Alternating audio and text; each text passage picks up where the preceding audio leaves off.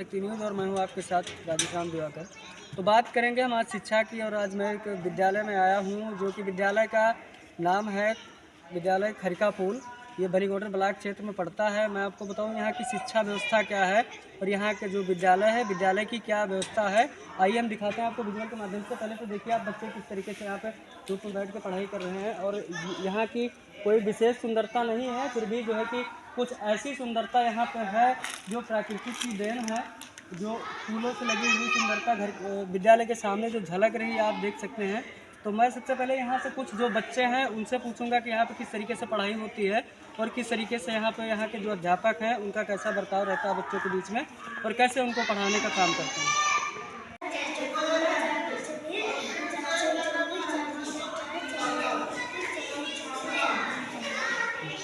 और आपको मतलब जैसे कि अगर कुछ पूछें तो आप बताएंगे आपके ज़िले का क्या नाम है?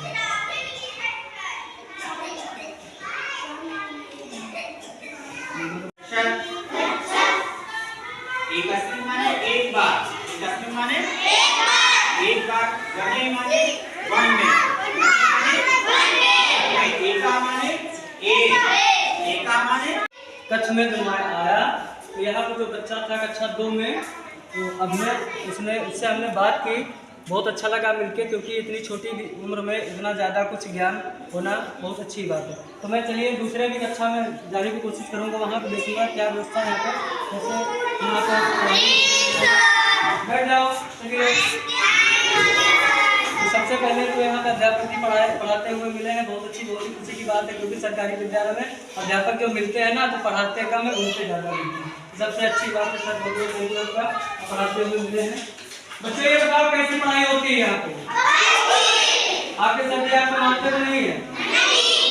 साइंस से विद्यालय आते हैं? अच्छा, तो क्या आप कुछ कहना चाहेंगे अपने गुरु जी के बारे में? क्या नाम है आपका? अच्छा जी, ये बताओ कुछ अपने गुरु के बारे में कहना चाहेंगे? आपको इतना अच्छा पढ़ाते हैं, क्या कहोगे? कुछ 2-4 महीने से याद होगी ना? बोलो। अच्छा चलो कोई बात नहीं, ये बता दो कि ये कैसे हैं पढ़ाने में? कैसे हैं? अच्छे हैं? मारते तो नहीं? टॉर्चर तो नहीं करते हैं? तो थोड़ा पढ़ाई को लेकर के परेशान करते हो? नहीं करते हैं? बहुत अच्छी बात है। तो आइए हम यहाँ के अध्यापक जी से बात करने की कोशिश करूँगा। सर सबसे पहले तो आपका नाम क्या है?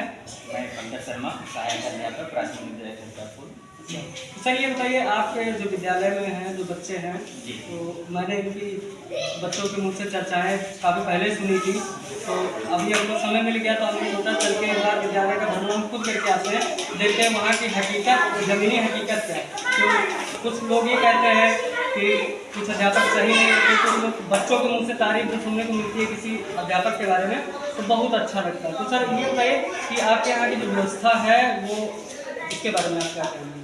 व्यवस्था सर ठीक है, जो भी संसाधन हम लोगों को मिल रहे हैं। आपने विद्यालय का परिसर देख लिया है और जो भी बच्चे आ रहे हैं इन बच्चों में किसी भी तरह का वो नहीं है। जितना अपने से जो स्टाफ 2 लोगों का है और बच्चे यहाँ पर लगभग 115 से ऊपर हैं, तो स्टाफ थोड़ा कम है, लेकिन फिर भी हम लोग अपनी पूरी मेहनत और लगन से बच्चों को उद्देश्य देने की कोशिश करते हैं। और बाकी बच्चों से आप मिलकर देख सकते हैं कि इनका स्टेटस चलता है। नहीं, इनका स्टेटस तो बहुत बढ़िया चल रहा है। मगर सबसे बड़ी बात ये देखने वाली है, मैं अपने चैनल के माध्यम से शासन को यही कहना चाहूँगा कि 115 बच्चे हैं और सिर्फ 2 अध्यापक हैं जी।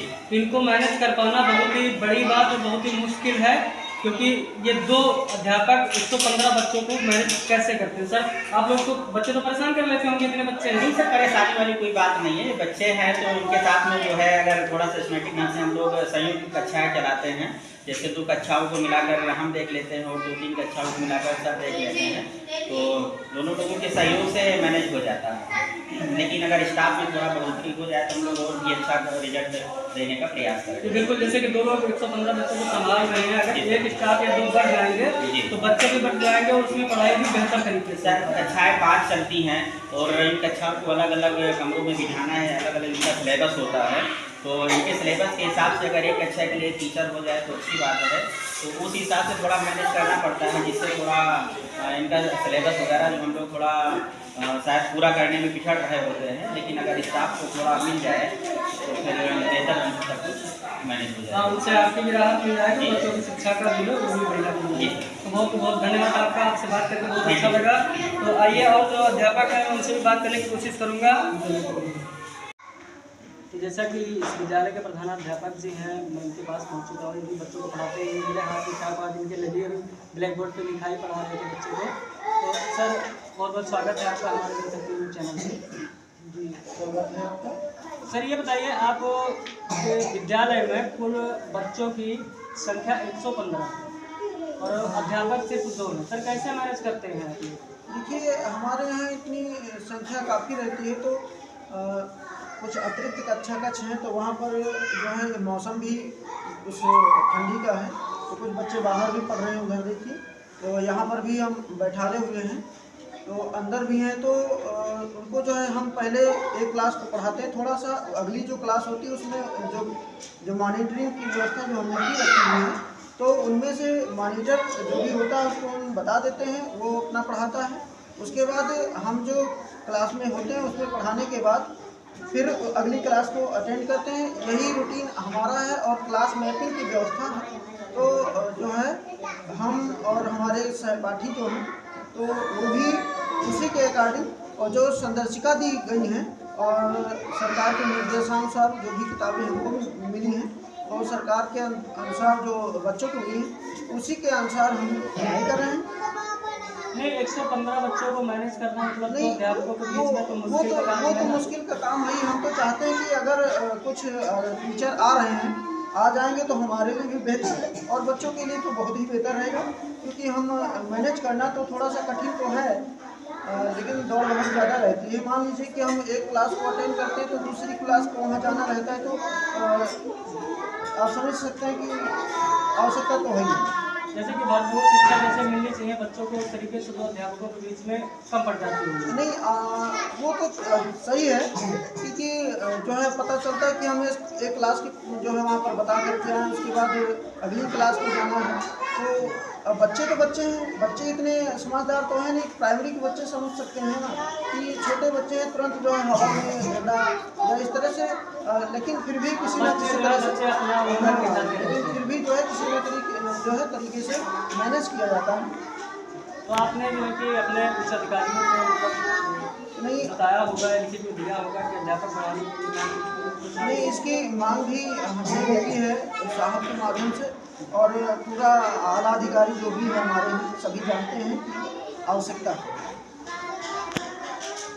बहुत अच्छा लगा जो यहाँ के जो प्रधानाध्यापक जी हैं इनसे बात करके बहुत अच्छा लगा। आपको बता दें जो विद्यालय का जो रूल रेगुलेशन है वो भी बहुत अच्छा है। बच्चों को पढ़ाने का इनका जो रवैया है तरीका बहुत ही अच्छा लगा हमको, क्योंकि सबसे पहला विद्यालय एक ये सरकारी प्राथमिक विद्यालय हमको एक खड़कापुर का मिला है, बनीकोडर ब्लॉक क्षेत्र का, जो कि अध्यापक हमें पढ़ाते हुए मिले और बच्चे पढ़ते हुए मिले।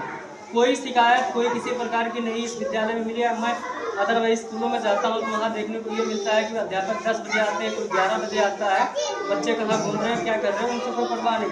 मगर यहाँ पे 2 अध्यापक हैं, वो एक गार्जियन के तरीके से हैं, अपने घर के बच्चों के तरीके से उनकी देखभाल करते हैं। जनशक्ति कैमरामैन अजय के साथ।